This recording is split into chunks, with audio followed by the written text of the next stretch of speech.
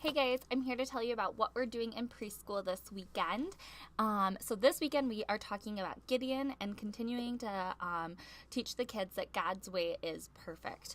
So we're talking about how God told Gideon to sort through his army in the ways by telling him that he had too many men, and so if there was anyone who was fearful, send them back.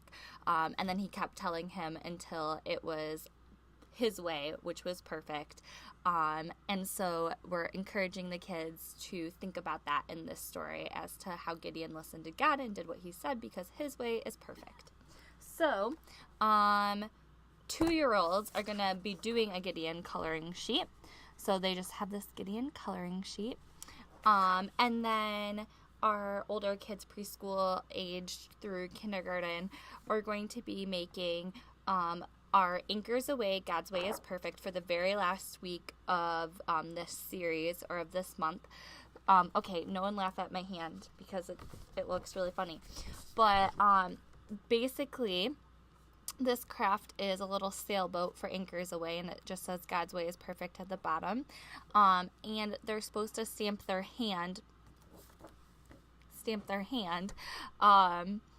to be the sail on the sailboat. So we have our ink pads and we have baby wipes that you can use to wipe their hands quickly. I feel like we've done this a lot lately, so either I'm sorry or you've got it down by now.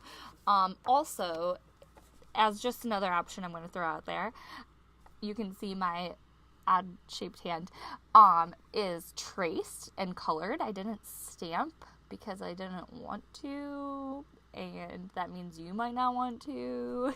So if you're with the 3-year-olds, or I don't know, if that's not going to work for your classroom, tracing's an option, so you can trace the child's hand.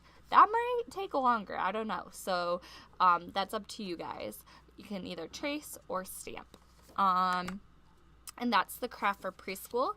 And then the activity, we are going to be getting our parachutes out.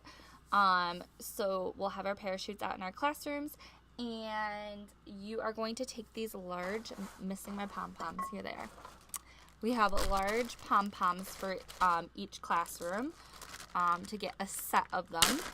And the pom-poms are going to go on the parachute so that when they shake the parachute, they move all around. And so in your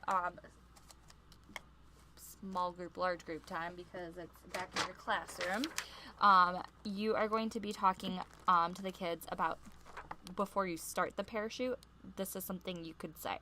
Let's play with the parachute. We are going to put pom-poms on the parachute to bounce high.